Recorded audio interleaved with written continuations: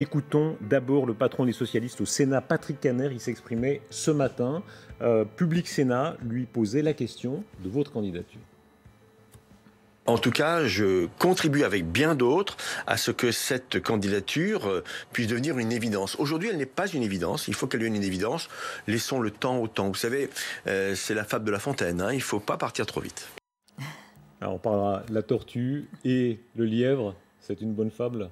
C'est une fable, mais surtout, je pense qu'on est à un moment très très important pour notre pays et dans ce moment important, puisque dans 9 mois, il y aura une élection majeure, je crois que c'est le moment aussi de commencer à faire des propositions, à proposer des idées qui viennent régler les problèmes des Français et aussi nous projeter dans l'avenir.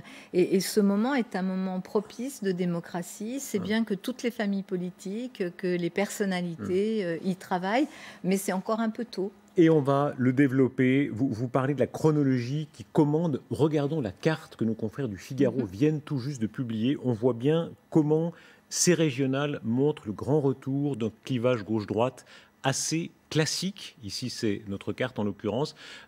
Une gauche marquée, une droite marquée. Est-ce que vous y voyez un signal, le retour d'un clivage classique ? D'abord, peut-être avant le clivage classique, l'abstention, parce qu'on ne peut pas passer sous silence cette abstention massive qui nous invite quand même, toutes et tous, à non pas réenchanter la politique, mais en tous les cas redonner le goût de la politique. À quoi ça sert? Pour qui ça sert? Vous savez, l'engagement des femmes et des hommes politiques, quel que soit leur bord politique, est un engagement souvent très plein, entier, authentique, au service de collectivités. Bien sûr, on fait ça par goût aussi, parce qu'on aime ça, parce qu'il y a de l'adrénaline dans la politique, mais on fait ça aussi pour servir. Et je pense que ce message-là de « à quoi ça sert » est un message qui n'est plus du tout entendu, donc il faut y travailler. Si on regarde, très précisément, la gauche, la droite, bien nette, il y a un exemple très frappant, c'est en Occitanie. On en a peu parlé, alors que c'est un des résultats très importants, je crois même que c'est une des mieux élues. Oui, c'est la mieux élue de tous les présidents de région, Carole Delga. Voilà. Femme socialiste, grande tradition régionale de la gauche, très établie, Maurice Faure, etc., vieille histoire. Pas d'alliance, c'est la gauche très traditionnelle qui y va, qui gagne. Est-ce que là, vous y voyez une source d'inspiration ? D'abord, Carole Delga est une femme qui a des valeurs, qui a une énergie, qui a porté pendant 6 ans aussi cette région, qui a fait bouger les choses d'une façon incroyable. Moi, je l'ai vue sur les questions notamment de réindustrialisation, de dialogue avec le monde économique, le monde du travail. Elle a montré son utilité à une population qui l'a soutenue et qui lui a donné ce score incroyable. Je crois qu'elle est autour de 58%. Beaucoup disaient, c'est fini, ça c'est le PS de grand-papa ou de grand-maman, le PS traditionnel, la gauche traditionnelle maintenant, c'est place aux écologistes, c'est place à une nouvelle gauche. Est-ce que là, vous y voyez une réponse ? Vous savez, moi je pense que la réponse c'est la clarté. La clarté. D'abord, il faut qu'il y ait une offre politique qui existe et ensuite qu'elle soit claire, ce qui a été vraiment le cas de Carole Delga, mais aussi des présidents qui ont été et présidentes qui ont été élus dimanche dernier. La clarté, c'est quoi? C'est porter des valeurs, apporter des preuves aussi de ce qu'on sait faire bouger. Carole Delga a engagé la transition écologique. Elle a aussi beaucoup fait de la question de la lutte contre les inégalités un sujet sur sa région. Elle a apporté des solutions sociales. Donc, vous savez, tout ce débat sur les modernes, les anciens, en fait, c'est un débat vieux comme la politique. Rachida Dati, qui est une amie ennemie de une vous, opposante, une opposante, une élue, maire d'arrondissement. Qui peut avoir la langue un peu plus vipérine, en tout cas en public. Que moi, ça c'est sûr. Et elle y est allée très directement. Elle a dit les gens n'ont ras-le-bol des traîtres de gauche et de droite. Elle parlait de l'AREM, de la République en marche. Elle a raison de le dire. Je pense qu'elle a raison, c'est-à-dire qu'on nous a souvent dit un nouveau monde est arrivé. Ce qu'on a vu dans ce nouveau monde, c'est qu'il y avait quand même, alors peut-être des choix sincères et authentiques, des gens qui sont allés sincèrement vers En Marche, mais quand même, on a vu beaucoup de vieilles gardes, là pour le coup, de nos formations politiques à droite et à gauche, du PS et des Républicains, aller vers quelque chose qui était pour eux une nouveauté, mais pas pas forcément en réinventant la dire par intérêt? politique, sûrement par intérêt. Beaucoup sont allés, moi j'entendais souvent chez un certain nombre d'élus, mais si je ne suis pas ministre avant 40 ans, mon Dieu, ma vie sera terminée. C'est une conception assez archaïque et ancienne de la politique, ça n'est pas la mienne. Est-ce qu'il y a, un retour de bâton contre, selon vous, ou contre, selon la formule de Rachida Dati, contre les traîtres, entre guillemets? Je pense que la population n'aime pas ça. Peut-être que en 2017, tout le monde a cru que c'était possible de faire et droite et gauche en même temps, et que finalement il n'y avait plus de clivage. D'ailleurs, en politique, on essaye toujours de rassembler. Vous savez, moi, quand je dirige cette ville de Paris, au Conseil de Paris, 80% des décisions que nous votons sont votées à l'unanimité. Alors 80%, précisément, est-ce que ce sera votre cas, Anne Hidalgo, qui sont débattus? Est-ce que vous êtes aujourd'hui la mieux placée pour rassembler? Ce sera un enjeu. Il y a plusieurs gauches, de toute façon, il y a plusieurs gauches. Et à un moment donné, une compétition aura lieu, quelqu'un pourra rassembler. Est-ce que c'est vous? D'abord, ce que j'essaye de faire, c'est l'année dernière, après avoir gagné Paris, j'ai accepté, j'ai dit oui, bien sûr, je m'intéresse à la vie de mon pays, je n'ai pas envie qu'on se retrouve avec des extrêmes, avec l'extrême droite au pouvoir, je n'ai pas envie non plus qu'on m'explique un an et demi avant que le match de 2022 sera exactement le même que celui de 2017. Pour moi, c'est pas la démocratie. Donc, prendre part, ce que je fais, pour essayer de rassembler, pour essayer aussi de poser et un diagnostic et des solutions. Par exemple, évidemment, pour moi, le cap, c'est la transformation de notre économie grâce à l'écologie. La transition écologique, c'est une chance inouïe. On va pouvoir créer de nouveaux emplois, y compris dans des secteurs très traditionnels. Je pense à l'automobile, qui est un secteur dont on dit en perte de vitesse à cause de la transition écologique. En fait, c'est un secteur où si on va dans cette transition, on va plutôt créer de l'emploi. En vous parlant, pardon, je vous interromps, mais en vous parlant hier, ça me frappait, vous disiez ces mots gauche de gouvernement. Oui. Qu'est-ce que c'est la gauche de gouvernement par rapport aux autres gauches? Est-ce que c'est le retour, selon vous, quand on voit la carte des régionales, quand on voit Carole Delga, quand on voit votre projet, d'une gauche de gouvernement? Oui, bien sûr. C'est une gauche qui accepte de mettre les mains dans le cambouis, de gérer. Vous savez, quand on gère, quand on est dans la réalité des choses, pas simplement dans des théories ou dans de l'idéologie, mais qu'on a des valeurs, hein, évidemment. Quand on gère, évidemment qu'il faut faire des compromis, qu'il faut avancer, qu'il faut avoir un cap, qu'il faut aussi accepter qu'il y ait une contradiction et accepter aussi un rythme qui peut être différent de celui qu'on aurait voulu. Donc, est-ce qu'il y a eu trop, gouvernement, c'est une gauche qui accepte cette responsabilité-là, y compris la critique qui va avec. Est-ce qu'il y a eu trop de polémiques inutiles, marginales, les statuts qu'on renverse ou pas, l'esclavage, Napoléon ou pas, les réunions racisées ou pas, tout sujet très noble et très intéressant, mais assez loin du quotidien de la plupart des gens? Est-ce que là, il y a une forme de recentrage à gauche sur des préoccupations plus immédiates de revenus, d'égalité salariale, des sujets traditionnels? Très clairement, oui. Ça ne veut pas dire qu'il ne faut pas lutter contre les discriminations, parce que l'objectif, par exemple, pour la femme de gauche, social-démocrate, écologiste que je suis, bien sûr que l'égalité entre tous les citoyens, c'est vraiment l'objectif et le cap, et qu'on ne peut pas tolérer des discriminations liées, par exemple, à son origine sociale, à sa couleur de peau, mais ou à son orientation recentrage sur le quotidien des gens. Mais bien sûr qu'il faut aussi traiter la masse de problèmes qui se posent aujourd'hui dans la vie quotidienne des Français. Et moi, j'en vois un certain nombre de problèmes. J'ai fait ce tour de France, je continue d'ailleurs. Je rencontre beaucoup de femmes et d'hommes.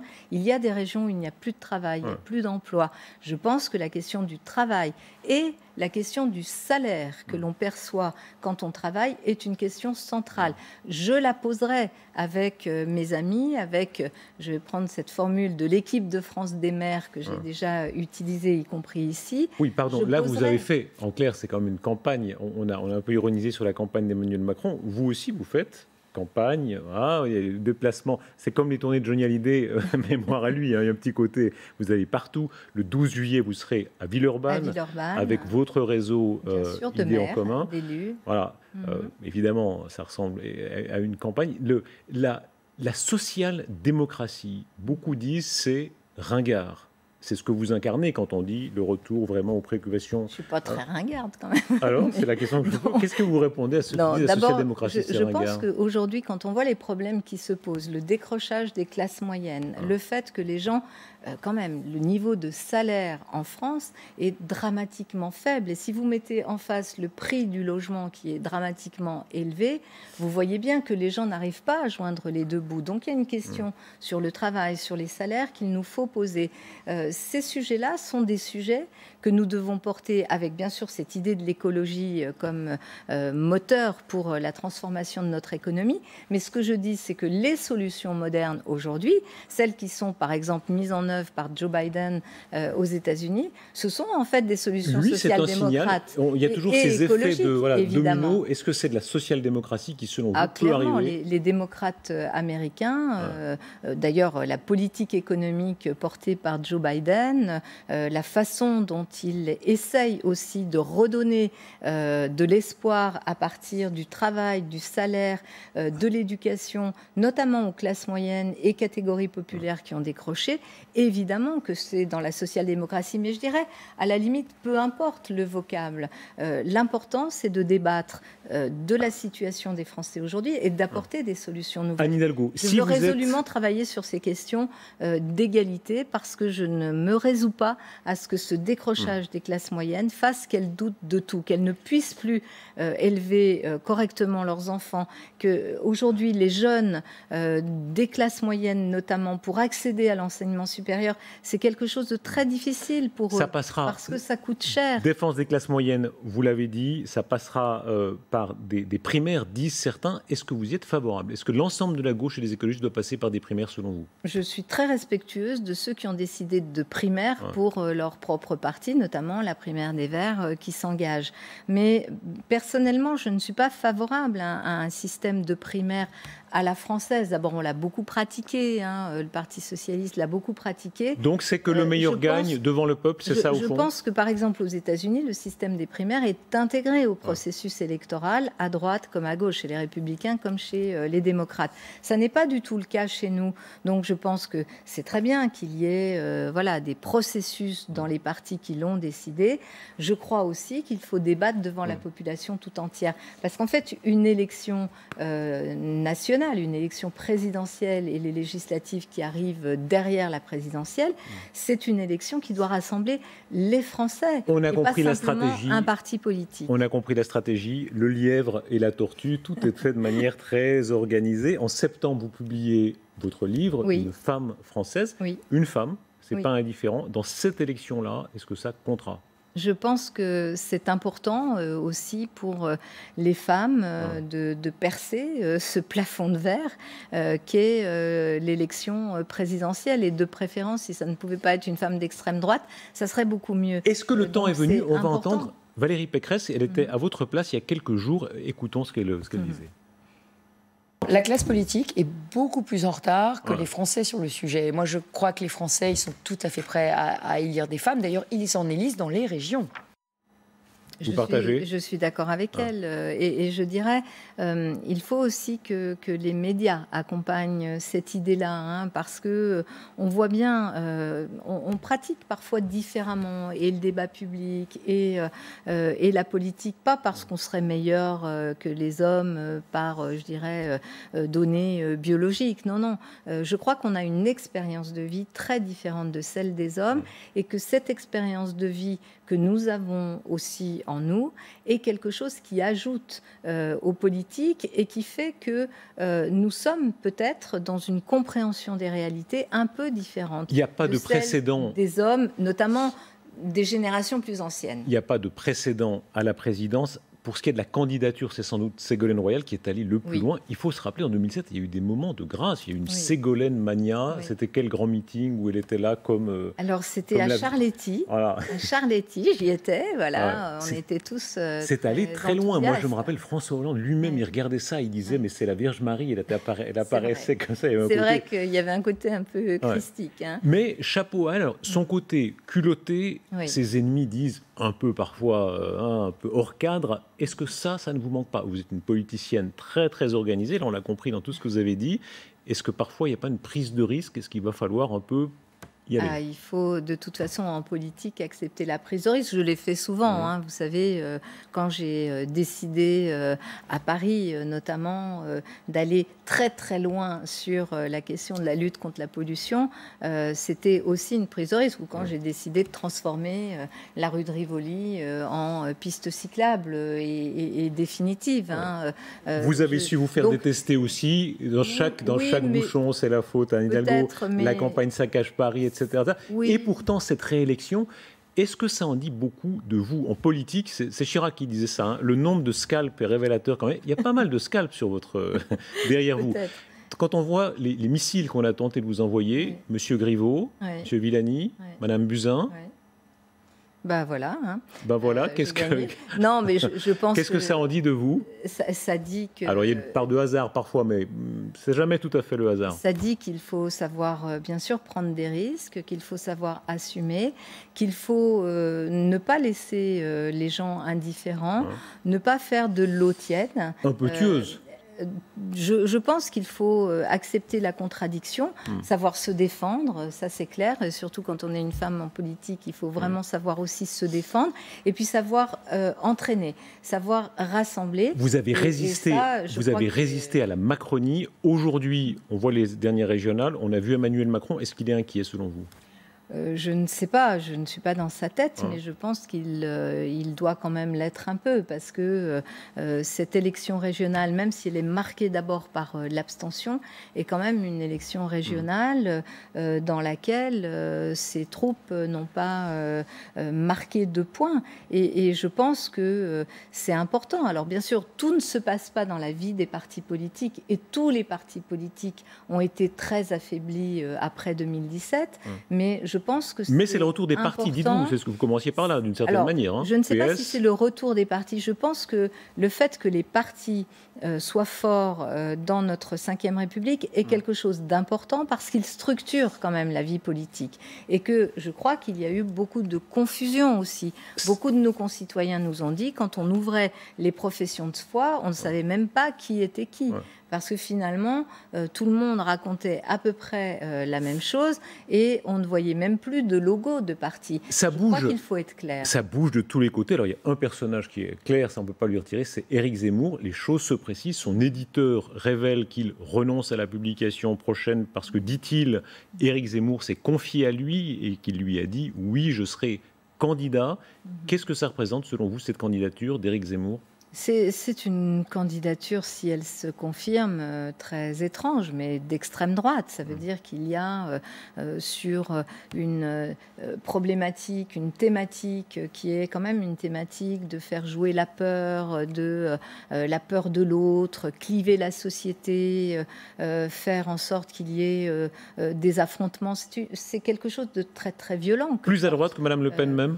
Ils sont pour moi assez semblables. Alors sans doute avec leurs propres différences, ils auront leurs querelles et leurs débats sans aucun doute, mais je pense que l'extrême droite, que ce soit Marine Le Pen ou Zemmour ou tous ceux qui y viendraient, sont quand même sur une approche qui est une approche qui ne peut rien donner de bon. Je crois que, et vous savez, dans le Tour de France que je fais dans beaucoup de régions, et au sens propre, au figuré, puisque j'étais aussi au grand départ du Tour de France à Brest samedi dernier, je vois beaucoup de gens qui ont envie d'apaisement, qui ont envie de rassemblement, qui ont envie aussi de politique économique beaucoup moins dure, beaucoup plus sociale, beaucoup plus accompagnante. Par exemple, pas de réforme des retraites comme voudrait le faire Emmanuel Macron, un peu en catimini, en prenant tout le monde de court pour continuer sa marche vers la droite. Vous parlez de calendrier, on a compris que vous n'allez pas dire je suis candidate là, mais d'abord, si vous êtes candidate, quelle part de vous a envie d'être candidate ? Souvent, la question de l'envie d'être candidat, c'est une question importante, c'est l'énergie qu'on y met.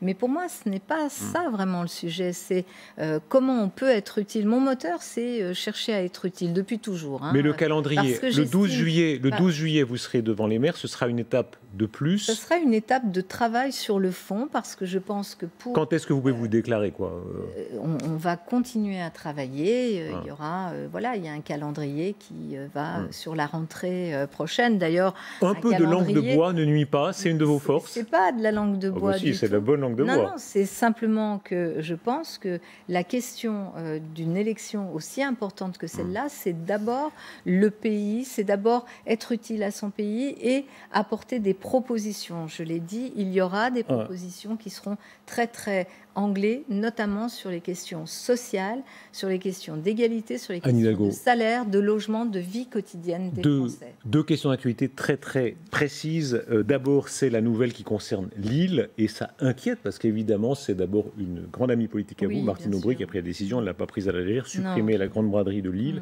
Est-ce qu'à Paris, ça concerne des millions de gens et ça peut donner un signal pour tout le pays? Est-ce que vous envisagez la suppression de certains événements avec beaucoup de monde? Est-ce que c'est à l'examen? Je pense que Martine Aubry a pris cette décision la mort dans l'âme, parce que la braderie, c'est quand même un moment très important, mais vous l'avez entendu, beaucoup de scientifiques disent attention, risque quand même de 4e vague à l'automne, et la braderie de Lille, c'est en septembre. Pour l'instant, nous ne sommes pas dans cette démarche-là sur Paris, parce que Paris-Plage, ça va être un événement de l'été. D'ailleurs, nous ouvrons depuis aujourd'hui un vaccinodrome au pied de l'hôtel de ville où toutes les personnes pourront venir se faire vacciner. Mais il y a quand même une inquiétude sur la rentrée. Et puis l'autre sujet d'actualité, c'est Stalingrad. Ces images évidemment qui choquent énormément dans Paris. Les dealers, les riverains qui sont à un tel point d'exaspération qu'ils tirent au tir de mortier. Ça s'est vu ces derniers jours encore. Il y avait une forme de promesse. Le jardin des Halles. Le 30 juin, évacuer les toxicomanes. Qu'est-ce que vous allez faire? Demain, c'est clairement, j'ai fixé une limite. Le gouvernement, le préfet de police avait souhaité qu'il y ait un lieu pour déplacer les toxicomanes qui étaient à Stalingrad vers un jardin qui s'appelle le jardin Éole. Je me suis engagée, j'ai vu toutes les semaines des réunions avec les riverains et les associations qui viennent en aide aux toxicomanes. Ça veut dire, pardon, qu'est-ce qui va se passer demain? Demain, le jardin va redevenir un jardin pour les riverains, pour les familles. Donc une évacuation forcée? En tous les cas, il n'y aura plus de toxicomanes dans le jardin. Il y aura des activités. On a décidé évidemment d'occuper le jardin tout l'été avec beaucoup d'activités culturelles. Si je peux vous demander, pardon, où iront-ils? Où seront-ils amenés? La question évidemment qui est posée, c'est le traitement. J'ai demandé au gouvernement que l'on ouvre ensemble un lieu. Pour l'instant, vous savez, au sein du gouvernement, il y a divergence de vues. Ceux qui disent il faut ouvrir des lieux pour accompagner, traiter, parce qu'il y a aussi des soins psychiatriques à apporter, et accompagner vers la sortie de ces addictions qui sont terribles, et d'autres qui expliquent qu'il suffirait de déplacer le problème. En tout cas, ils ne seront plus dans le jardin demain, c'est un engagement. Ils n'y seront plus, et je souhaite qu'on ouvre un lieu qui vienne en aide aussi aux personnes toxicomanes, parce qu'on ne peut pas juste évacuer le sujet sans le traiter. Anne Hidalgo, deux questions personnelles encore. D'abord, la famille, c'est pas indifférent. On a vu Madame Bertrand hier. Si vous êtes candidate, si vous êtes élu président de la République, il y aura un premier homme, comme il y a une première dame, ce sera votre mari. Vous avez un fils qui compte beaucoup. Il nage dans la Seine là en ce moment. J'ai 3 enfants et il y en a un qui nage dans la Seine en ce moment. C'est pas indifférent, c'est un très grand. D'abord, nager dans la Seine, vous n'êtes pas aussi courageuse pour l'instant. Pour l'instant, non. Mais c'est un grand nageur. Combien il va faire là? Il va faire 784 km et il est parti de Sources-Seine, c'est-à-dire à l'endroit où naît la Seine, qui est un tout petit filet d'eau, donc là on ne peut pas nager, et il va aller jusqu'au Havre, et je suis très admirative, c'est vrai que c'est un... et puis il fait ça aussi avec une dimension écologique très importante. Et puis, je vous ai entendu raconter la blague la plus nulle, que vous êtes très forte en blague nulle. C'est toujours très révélateur. Commencez votre blague, vous dites qu'est-ce que c'est que ça? C'est ça? Comment c'est? Montrez-moi ça. Ce truc-là. Ouais, qu'est-ce que c'est? C'est le contraire de ça. Ah oui, j'ai une autre version encore. C'est un troupeau de ça. Ça veut dire quoi? Je ne sais pas, c'était des trucs très nuls, mais qui me faisaient beaucoup rire. Mais c'est à peu près la seule blague dont je me souviens. Et ça fait 30 ans que je la raconte. Donc, vous voyez. Ouais, ça veut dire qu'il faudra rassembler beaucoup de ça pour être président de la République? Absolument. Oui, vous y croyez? Peut-être. En tous les cas, avez-vous dit. Je veux participer à donner de l'espoir à mon pays.